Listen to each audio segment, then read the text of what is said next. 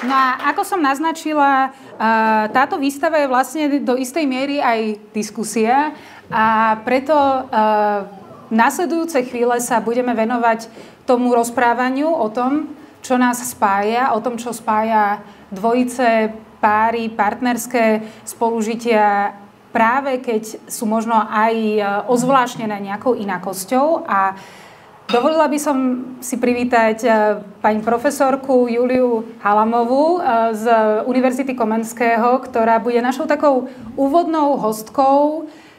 Párová terapeutka, venuje sa práve tým veciam, ktoré páry spájajú a spoločne sa o tom teraz budeme v najbližších chvíľach rozprávať. Ďakujem. No, ja si pripravím teda takých tých zopár otázok, ktoré na vás mám, ale zároveň by som povedala, že nebudem sa pýtať iba ja. Skúsime si to načasovať tak, aby ste sa mohli opýtať aj vy. Najmä preto, že tu ste a pretože určite aj vy máte veľa otázok. Ale ak teda dovolíte, tak také možno niektoré úvodné rozohrievacie začnem ja. Možno ešte teda krátkym predstavením pani Halamovej a teda ako psychoterapeutka sa venuje okrem iného aj párovej terapii. Terapeutický prístup vychádza z terapie zameranej na emócie a táto sústreďuje pozornosť na pestovanie bezpečných vzťahov.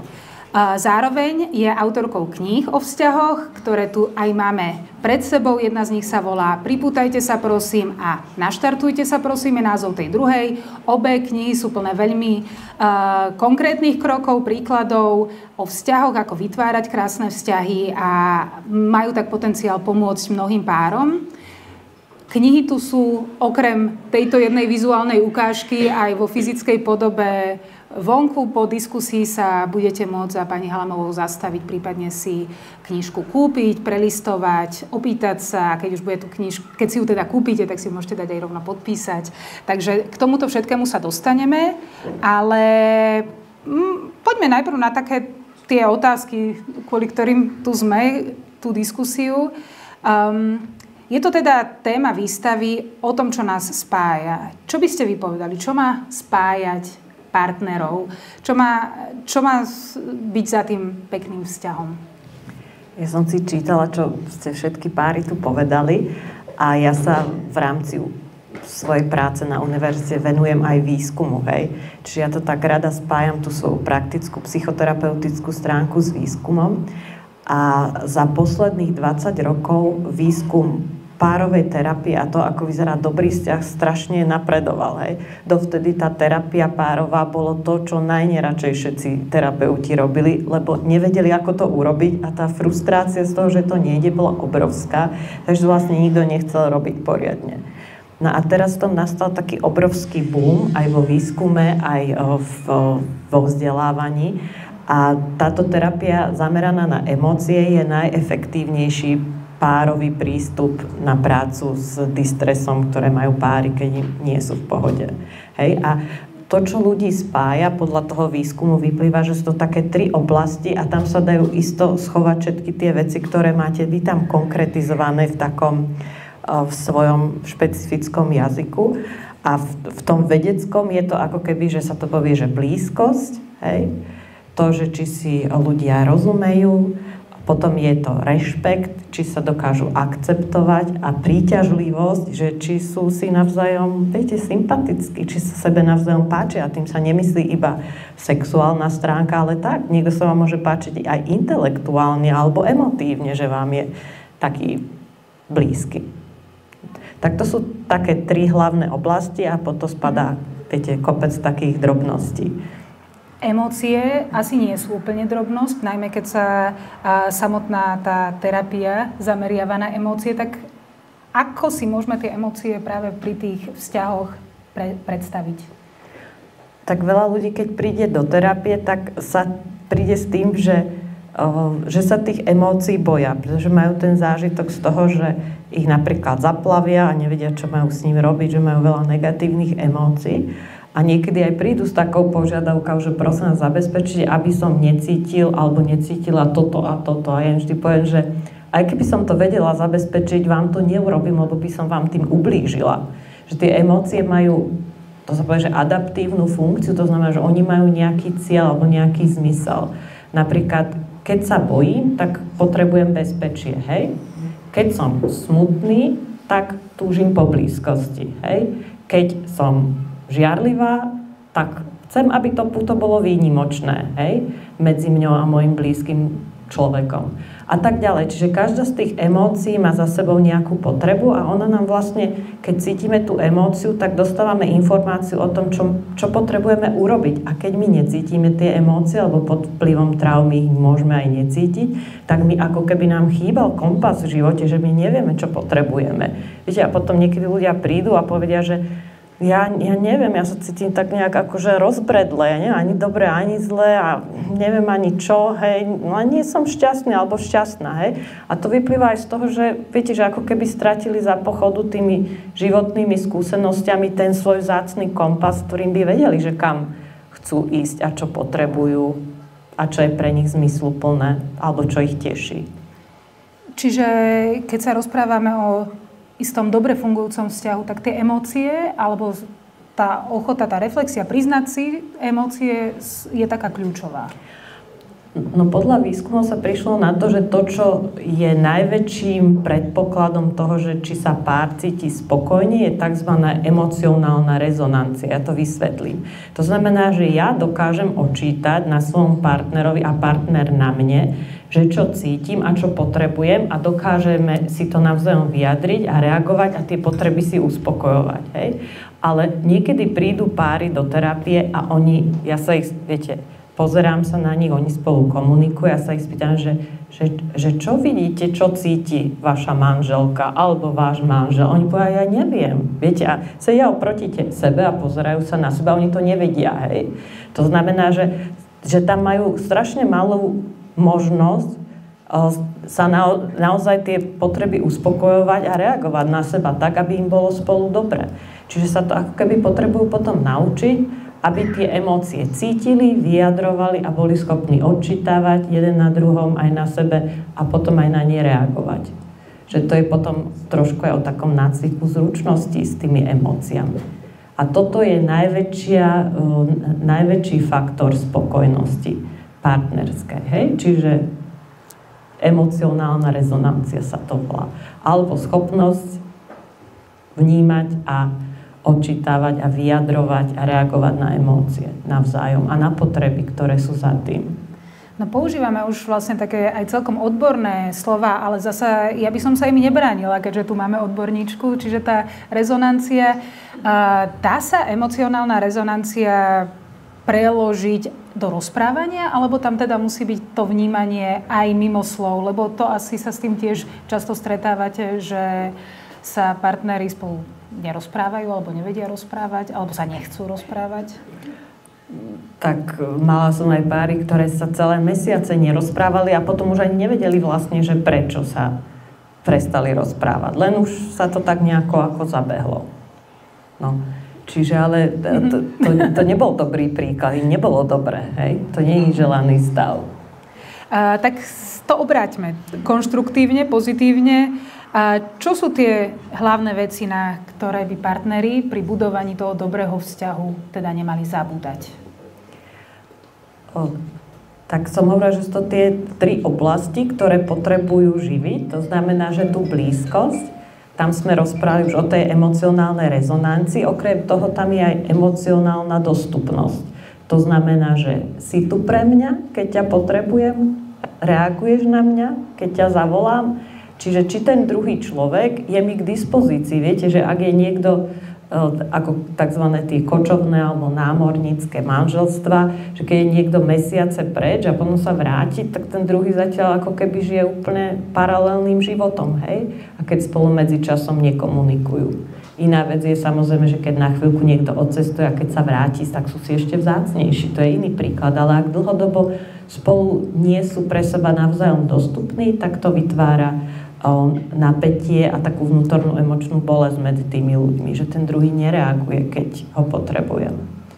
No a potom tá posledná vec blízkosti je emočný záväzok, že chceme byť spolu, hej? Že môžem rátať s tým druhým človekom. Hej, niektorí ľudia nemajú to radi to slovo záväzok, ale v konečnom dôsledku to väčšinou nemajú radi, že sa ho boja dať, ale dostať ho býva relatívne príjemné, lebo my chceme, aby naše dobré vzťahy boli dlhodobé, aby sme boli spolu, ak nám je s niekým dobré. A aby v tom bola taká istota, že so sebou navzájom rátame. No a potom, čo sa týka rešpektu, ja si myslím, že ten rešpekt, keď sa na to tak pozerám vo vzťahoch, sa mi zdá, že nielen v partnerských, ale aj v iných typoch vzťahov si myslím, že zvlášť na Slovensku ten rešpekt je ako úplne nedocenená kvalita, hej? Niekedy do takej miery, že keď sa o tom rozprávam s ľuďmi v rámci terapie, ale aj mimo, tak oni ani nerozumejú, že čo to ten rešpekt je, hej? To znamená, že ja rešpektujem, že existuje nejaký iný svet toho druhého človeka a môže byť ten iný svet v poriadku.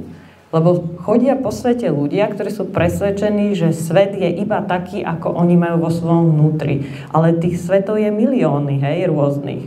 Alebo každý človek má svoj vlastný svet. A predstavovať si, že za to, že ja to vidím takto a moje hodnoty sú takto a ja o tom rozmýšľam takto, tak všetci ostatní sú kreténi, lebo to majú inak, alebo nepochopili to moje vznešené, dobré, kvalitné, šľachetné, neviem aké, tak je, myslím si, že veľmi neakceptujúce a netolerantné, hej, ale najmä v pároch sa s tým často stretávam, keď jeden človek chce tak dominovať tomu druhému a určuje mu, aký svet má byť, aké hodnoty, čo budeme spolu robiť, čo nebudeme, ako to budeme robiť, hej. Poviem napríklad príklad, raz prišiel za mňou pár a na prvom stretnutí ten muž si zobral slovo a začal rozprávať, nie jedno to začne, lebo ja dám vždy slovo aj druhému potom, hej. Tak som dala potom zase tej žene a ona len povedala asi 2 slova a ten muž povedal, že on to vysvetlí za ňu, ako to má, ako to cíti, pretože ona by to tu strašne dlho rozprávala, rozumiete, zobral si 15 minút na začiatku, hej, a ju po 2 slovách úplne zmietol a povedal, že ona tak emotívne a zoširoka rozpráva, on to za ňu povie, ako to cíti, viete. Tak už som, viete, tak som hneď videla, že aká dynamika medzi nimi dvoma tam je, hej, že kto určuje, že aký svet bude. Viete, kto určuje, že čo je príliš emotívne alebo málo emotívne? Je to ten, ktorý je emotívnejší alebo menej? Viete, kto určil, že ako to má byť? Veď na to neexistuje žiaden parameter, žiadne kritérium. Hej, ľudia sú takí, akí sú a keď sa im to páči, tak je to v pohode. Ten rešpekt, to je veľmi dôležité a kľúčové slovo aj pre naše dnešné podujatie. Rešpekt k tým inakostiam a je to taká linka, ktorá sa bude našim popoludním ešte viesť, ale ja by som sa vrátila k tomu takému druhému slovu, ktoré ste tiež spomínali, a teda napätie. Kríza, to už častokrát vlastne za vami prídu páry, keď už nejakú krízu, napätie zažívajú. Vy ste v jednom z článkov alebo rozhovorov, ale každopádne zachytila som aj moment, že treba vedieť aj tú krízu nejako zvládať a sú na to aj nejaké pravidlá, respektíve nejaké tipy, dokonca aj na to, ako sa dobre hádať, aby akože konštruktívne hádať. Vedeli by sme si o tom povedať viac? Jeden psychológ, výskumník, nevýko sa to? Haló, počuť to? Nepočuť. Dávam priestor, ja stvorím. Dobre, už to funguje. Budeme si striedať, dobre? Prípadne. Jeden psychológ vytvoril tzv. Laboratória lásky a tam zatvoril na celé dni a týždne páry dobrovoľníkov. Samozrejme, za to zaplatili. Viete si predstaviť, že ste v jednej miestnosti so svojím partnerom, partnerkou a tam trávite celé dni, hej? No a potom, samozrejme, oni mali obidva také rôzne fyziologické prístroje a merali všetko možné, nahrávali na kamery tie rozhovory a ako sa hádajú a tak. A zistili, že vlastne zistili z toho, že tí ľudia, čo sa vedia dobre pohádať a tí, čo sa nevedia dobre pohádať, sa hádajú rovnako často. Viete, lebo niekedy tak ľudia prídu a povedia, my sa hrozne veľa hádame. Ale oni sa vlastne nehádajú viacej, hej? Oni sa pravdepodobne hádajú horšie a so horším výsledkom. Čiže ten rozdiel je v spôsobe hádania a v spôsobe toho, že k čomu nakoniec dospejú alebo nedospejú. Lebo viete, ak je to aj ja neviem, hlučnejšia, intenzívnejšia, nepríjemnejšia hádka, ale na konci toho je nejaká dohoda o tom, ako si budeme teraz lepšie spolu žiť, tak to sa oplatilo sa pohádať. Hej.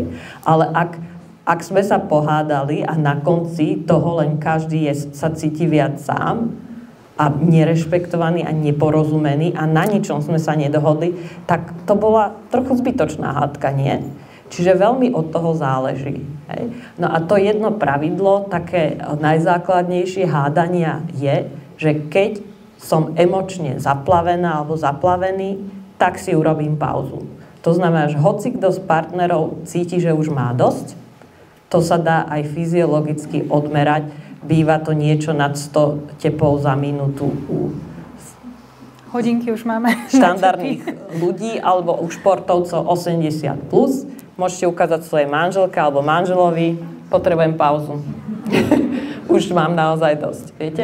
Čiže potom je dobre si dať minimálne 20-30 minút pauzu. Hej. Že ak si dáte kratšie, ak si poviete, že za 5 minút, vy sa neupokojíte. To je fyziologická funkcia vášho tela, nad ktorou nemáte kontrolu. Nedokážete sa skore upokojiť. Dobre? Čiže dobré pravidlo je, hoci ktorý, väčšinou to štatisticky bývajú muži, prosím, necíte sa za to zle. Je to fyziologický rozdiel medzi mužmi a ženami. Takže ak niekto cíti z toho páru, že má dosť, povie, že potrebuje pauzu, si ju vypýta. Samozrejme, že ten druhý ju veľkoryso akceptuje a prejíma a nejde sa doťahovať o tom, že pauza nebude. Hej? No a potom sa musia ale dohodnúť aj, že sa stretnú a budú pokračovať. Viete, lebo čo je to za dohodu, že dá sa pauza a nikdy sa to vlastne sa k tomu nedostaneme naspäť. Dobre? Čiže dobrá dohoda o pauze znamená, dávame si pauzu a stretneme sa vtedy a ideme ďalej. Hej? Je to dôležité, minimálne pre jedného z nás, tak jednoducho sa k tomu musíme vrátiť. Aj keď to nemusí byť moja téma dôležitá, ale keď pre toho druhého je to dôležité, stalo sa to dôležitým pre nás obidvoch. Takže sa dohodneme a sa zase k tomu vrátime. Niekedy to páry musia cvičiť dosť dlho, kým sa to naučia. Znie to jednoduché, ale nie je to vôbec jednoduché, lebo keď ste naozaj nahnevaní a naozaj sa dostanete až do toho takzvaného pomstichtivo, takého viete, že to chcete tomu druhému vrátiť, ukázať, dokázať a neviem čo, tak je to potom ťažké, hej? Ťažké prestať.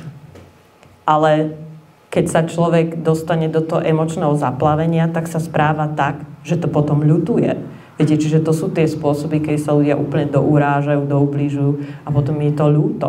Tak to je trochu zbytočné. Ale hovorím, nie je to jednoduché sa to naučiť, ale naozaj to dokáže zachrániť veľa konštruktívnych hádok. Pretože o tých rozdielnostiach, ktoré sú medzi ľuďmi, sa potrebujeme rozprávať. Hej? Nemôžeme ich nechať len tak a zahrávať pod koberec. Musíme si teraz asi chvíľu požičiavať a chcela som iba zaglosovať, teda nevyhráva hádku ten, ktorý má nižšiu tepovku a nepotrebuje tú pauzu.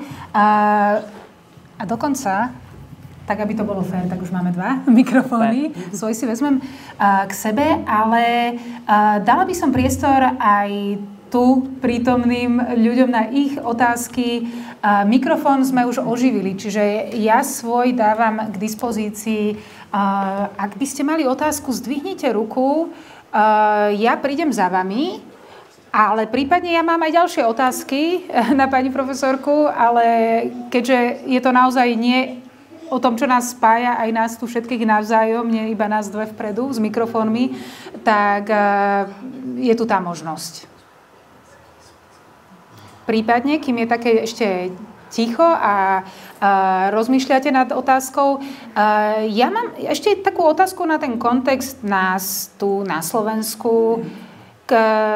Vedú nás k vzťahovej výchove? Máme nejaké rámce? Učíme sa to teda doma od rodičov? Dá sa to vôbec učiť? Dá sa to dostať napríklad do školských osnov, neviem, či občianskej výchovy, náboženstva, etiky? Ako to môžeme zachrániť?